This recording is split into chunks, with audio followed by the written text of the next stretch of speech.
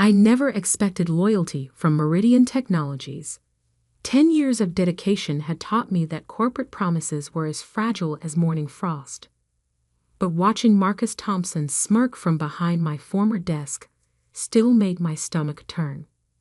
"The severance package is generous," he said, sliding the envelope across the polished mahogany surface. "More than fair, considering." Considering what? That I'd spent a decade building Meridian's merger and acquisition division from scratch. That my strategies had helped the company absorb 20 smaller firms without a single antitrust issue. Or that I just finished laying the groundwork for their biggest acquisition yet, the one that would put Meridian among the top 3 tech companies in the country. I knew better than to ask these questions aloud. Instead, I maintained the same calm expression I'd worn through countless negotiations and the ongoing projects. Marcus's smirk widened. "Don't worry about those. Harrison will handle everything." Harrison, the CEO's son, fresh out of business school with an MBA and a trust fund, but without a single day of real experience. The real reason I was being restructured out of my position. "Of course," I said, picking up the envelope. "I assume my personal files." "It has already cleared your computer," Marcus cut in. "Standard procedure. Security will escort you to collect your personal items." The 2 guards hovering by the door shifted uncomfortably. They'd worked with me for years, watched me arrive early and leave late, seen me guide the company through countless complex deals. "That won't be necessary," I said, standing. "I keep everything important up here." I tapped my temple with my index finger. Marcus's smirk faltered slightly. He knew what I meant. The relationships I'd built, the strategies I'd developed, the intimate knowledge of every deal we'd ever made. None of that could be deleted from a hard drive. "You signed an NDA," he reminded me sharply. "I did," I agreed, "and I always honor my contracts, unlike some people." I turned to leave, but his voice stopped me. "Was that a threat, Alexandra?" I looked back, meeting his eyes. "Just an observation, Marcus. One professional to another." The walk to my office felt like a funeral procession. Employees quickly looked away as I passed, their faces a mix of pity and fear. News traveled fast in corporate corridors. My office, my home for the past decade, had already been partially packed. Someone had thrown my personal items into cardboard boxes, mixing photographs with industry awards, client files with coffee mugs. A small frame caught my attention. My first major deal at Meridian, a $50 million acquisition that had put us on the map. CEO Richard Harrison had personally congratulated me, promising this was just the beginning of a long and prosperous partnership. Now his son would sit in my chair, inherit my projects, and probably take credit for my years of work. The thought should have made me angry, but instead, I felt an odd sense of calm. I'd seen enough corporate takeovers to know that incompetence eventually reveals itself. "Ms. Walker?" A soft voice interrupted my thoughts. Sarah from HR stood in the doorway, clutching a tablet. "I need you to sign these final documents." Sarah had started as my intern 5 years ago. I'd mentored her, helped her navigate the corporate landscape. Now she couldn't meet my eyes. "They didn't give you a choice, did they?" I asked quietly. She shook her head slightly. "I'm so sorry. What they're doing, it's not right."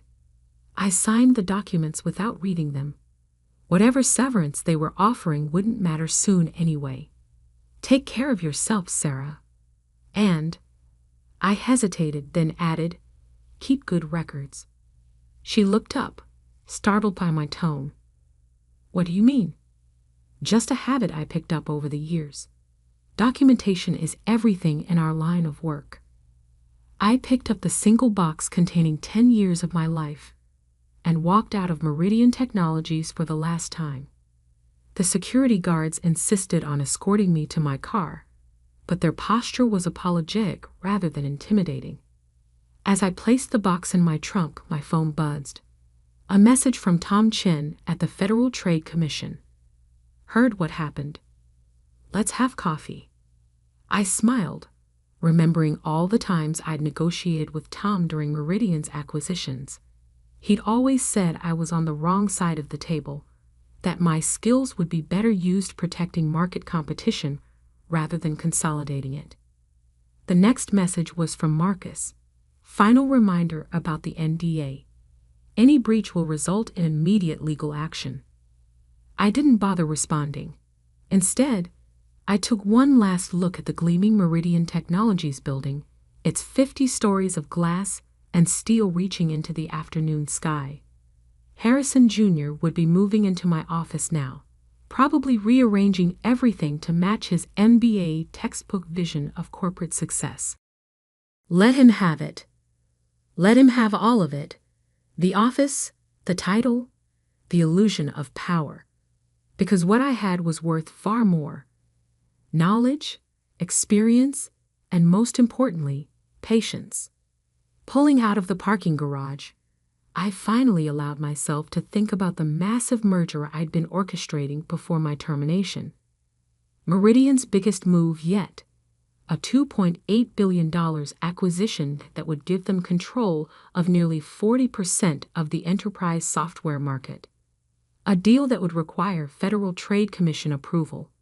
A deal that Harrison Jr., with all his theoretical knowledge and family connections, would now have to shepherd through the complex regulatory process.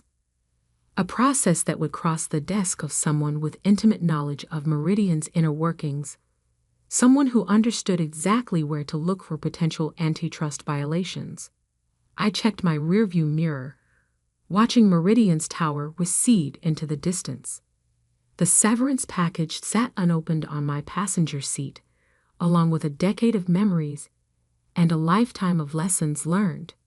My phone buzzed again. Tom, coffee tomorrow? 9 a.m. at Catalyst? I typed a quick response.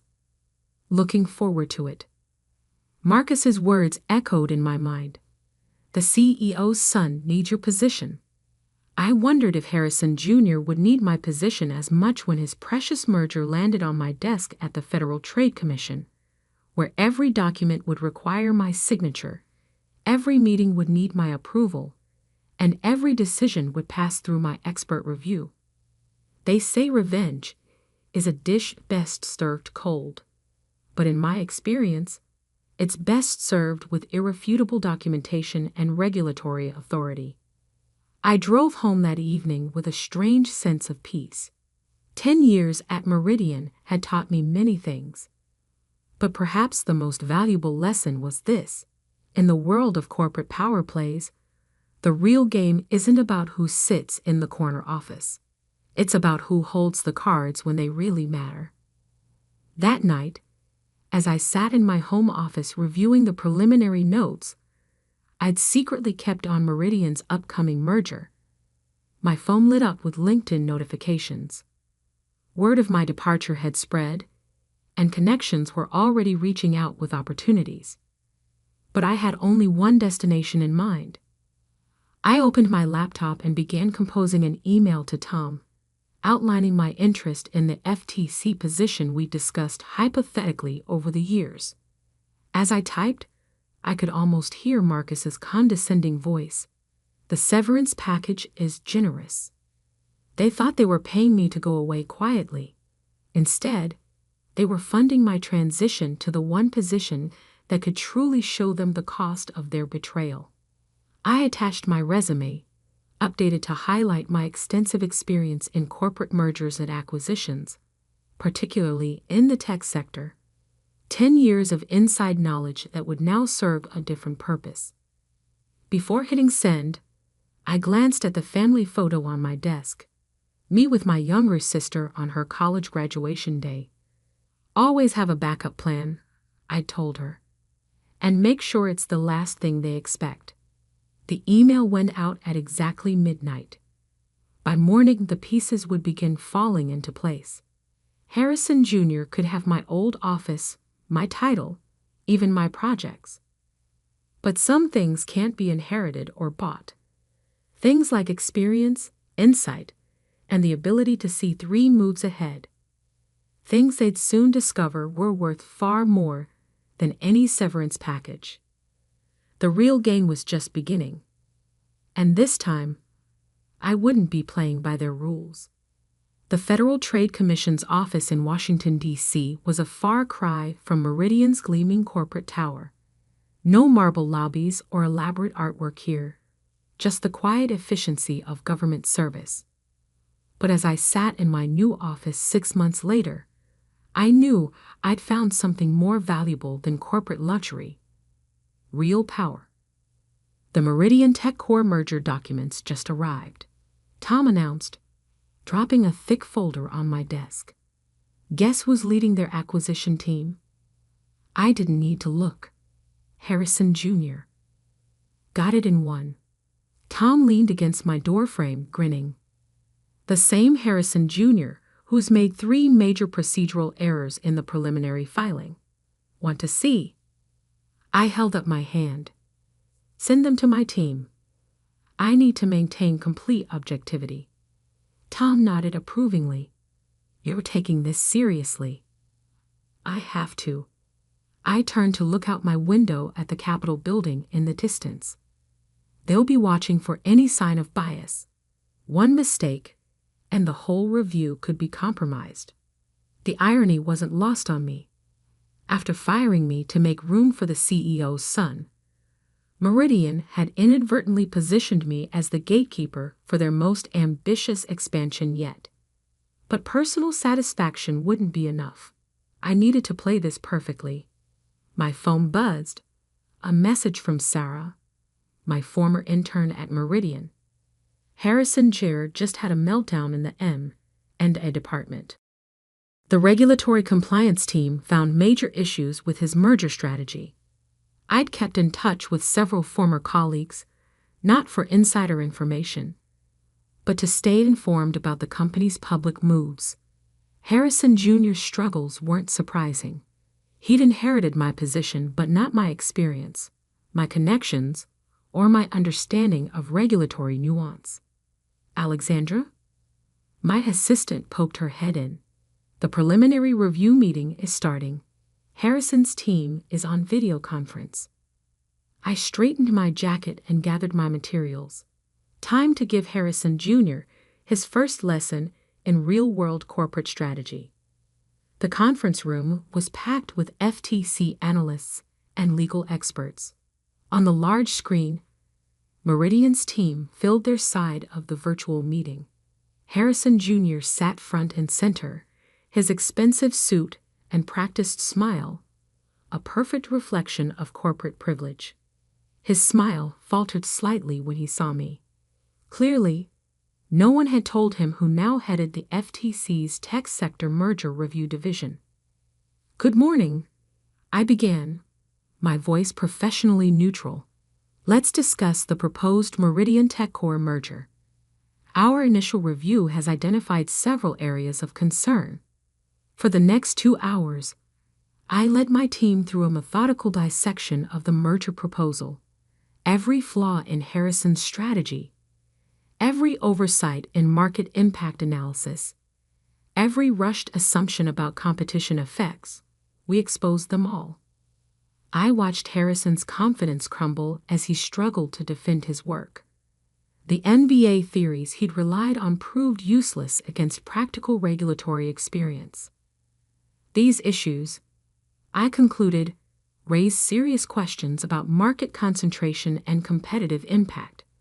We'll need comprehensive revisions and additional documentation before proceeding. But the shareholder vote is in 6 weeks, Harrison protested. We can't delay.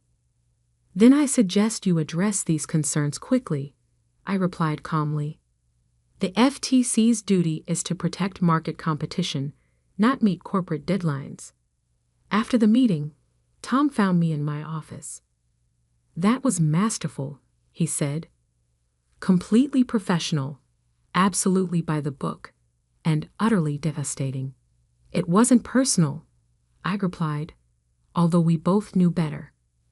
"Every concern we raised was legitimate." "Of course." He paused. "You know they'll try to go above you? Harrison Sr. has friends in high places." I smiled. "So do we.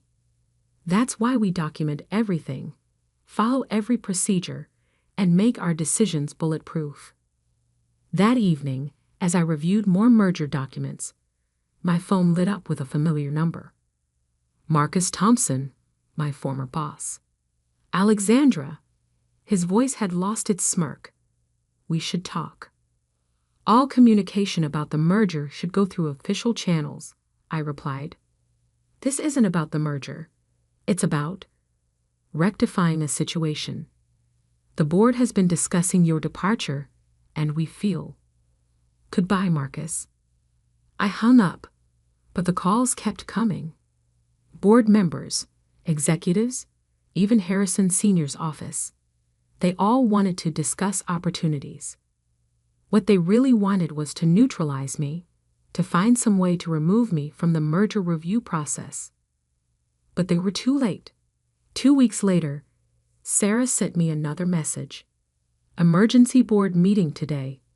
Harrison Jura's merger strategy is falling apart. Market analysts are getting nervous."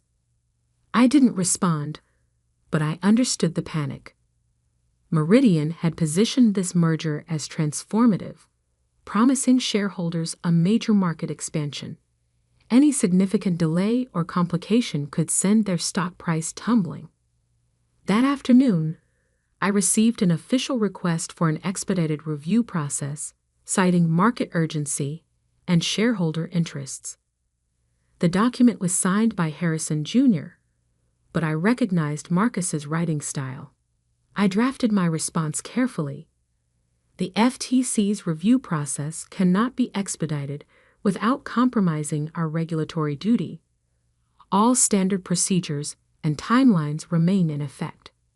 Tom dropped by later. Meridian's stock dropped 8% today. Rumors about merger troubles. I nodded, keeping my expression neutral. The market reacts to uncertainty. Harrison Jr.'s giving interviews, promising the merger's on track, but analysts aren't buying it. He studied me carefully. "You know they're desperate now. They'll try something." "Let them try." I gestured to the wall of files behind me. Every decision, every communication, every review step. It's all documented and witnessed. They can't touch this process without raising red flags they can't afford. That night, working late, I received one final message. From Harrison Sr. himself. "Name your price." I stared at those 4 words, remembering the day his son had taken my position, the smirk on Marcus's face, the betrayal of a decade's loyalty. My reply was simple. Some things aren't for sale, but full regulatory compliance is available free of charge. The next day, Meridian's stock dropped another 5%. Financial news channels began running stories about troubled mergers and regulatory hurdles. Harrison Jr.'s smiling interviews couldn't stop the market's growing skepticism. I watched it all with professional detachment, focusing on my team's thorough review process. Every I dotted, every T crossed, every regulatory requirement meticulously enforced. They had taught me well at Meridian. Documentation is everything. Now those lessons were coming back to haunt them. As I left the office that evening, Tom caught up with me in the parking garage. "Meridian's board is meeting again tomorrow. Rumor has it Harrison Jr.'s position might be in jeopardy. The FTC doesn't concern itself with internal corporate politics," I replied diplomatically. He laughed. "Of course not. But hypothetically, if a company wanted to save a troubled merger, they'd need someone who understands both sides of the process. Someone with experience in both corporate strategy and regulatory compliance. Hypothetically, Tom agreed. I got into my car, smiling slightly. Hypothetically, that person would need to be very patient and very thorough. The next day would bring more desperate calls, more attempts at negotiation, more promises and threats. But I had learned long ago that real power isn't about corner offices or corporate titles. It's about being in exactly the right position when others realize exactly how much they've underestimated you. And Meridian was about to learn that lesson the hard way. The morning of Meridian's final merger presentation dawned clear and cold. As I walked into the FTC's main conference room, I could feel the tension in the air. This wasn't just another regulatory review. It was the moment everything would change. Sarah's text had arrived an hour earlier. Board gave Harrison Jr. an ultimatum. Make this work today, or else. His father won't protect him anymore. I set up my materials methodically, arranging the documented violations, market analysis reports, and compliance requirements in perfect order. The room slowly filled with FTC officials, legal teams, and economic analysts. Everyone knew this was no ordinary merger review. At precisely 9:00 a.m., Meridian's delegation arrived. Harrison Jr. led the group, his usual confidence replaced by barely concealed panic. Behind him came Marcus Thompson, looking like he hadn't slept in days. And there, bringing up the rear with thunderous expression, Harrison Sr. himself. Welcome to the Federal Trade Commission, I began, my voice carrying that same calm tone I'd used thousands of times in corporate negotiations. Today, we'll make our final determination on the Meridian TechCorp merger application. Harrison Sr. stepped forward. Ms. Walker, before we begin, all comments must be part of the official record, I interrupted smoothly. Shall we proceed with a formal review? For the next 2 hours, my team methodically presented our findings. Every flaw in the merger proposal, every market concentration concern, every compliance failure, laid out with meticulous documentation and irrefutable evidence. Harrison Jr.'s attempts at defense grew increasingly desperate. His rehearsed responses crumbled under precise questioning. His MBA theories wilted against practical regulatory requirements. This is absurd, Marcus finally exploded. These are minor technical issues. Minor? I raised an eyebrow, sliding a document across the table. Would you consider a 47% market concentration minor? Or these undisclosed subsidiary holdings? Another document. Or perhaps these anti-competitive clauses buried in page 247 of the merger agreement. The room fell silent. These weren't just technical violations. They were serious issues that could kill any merger application. How did you? Harrison Jr.'s voice trailed off as realization dawned. These were exactly the kind of details I used to catch during my time at Meridian. The kind of pitfalls I'd warned about in countless meetings. The kind of mistakes an experienced executive would never make.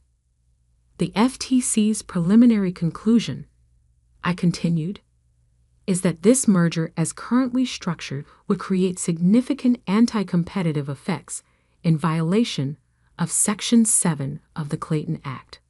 Harrison Sr.'s face had turned an interesting shade of purple. This is a vendetta. Every finding is fully documented and independently verified, I replied, gesturing to the mountain of evidence. Feel free to appeal our decision. Of course, that would extend the review process by another 6 to 8 months, during which time market uncertainty might. I didn't need to finish the sentence. Meridian's stock had already dropped 30% since the merger troubles began. another 8 months of delays would be catastrophic. "What do you want?" Harrison Sr. demanded. "The FTC wants what it always wants: compliance with antitrust laws and protection of market competition." I paused, then added, "However, there might be a way to restructure the merger to address our concerns." "How?" "You'd need someone with intimate knowledge of both corporate strategy and regulatory requirements. Someone who understands the complexities of tech sector consolidation while maintaining competitive markets." I met his gaze steadily. Someone with experience on both sides of the table. The implication hung in the air. Harrison Jr. slumped in his chair, defeated. Marcus stared at his hands. And Harrison Sr., the man who'd approved my firing to make room for his son, finally understood the full cost of his decision. "The board meets in 2 hours," he said quietly. "I'll save you some time," I replied, pulling out one final document. "Here's a detailed proposal for restructuring the merger in compliance with all regulatory requirements. My team prepared it weeks ago, anticipating this moment." "You've had the solution all along." Marcus sounded strangled. "The FTC's goal is to make mergers work within the law, not prevent them entirely." I smiled slightly. Of course, implementing these changes would require experienced leadership. The next few hours passed in a blur of activity. Meridian's board met in emergency session. Harrison Jr. resigned to pursue other opportunities. Press releases were crafted, and a new organizational chart was drawn up, one that looked remarkably different from the day they'd escorted me out of the building. By evening, Meridian had announced a strategic restructuring of their merger plan. The markets responded immediately, their stock recovering as analysts praised the company's sophisticated approach to regulatory compliance. Tom found me in my office as I was packing up. "Heard you're heading back to the private sector.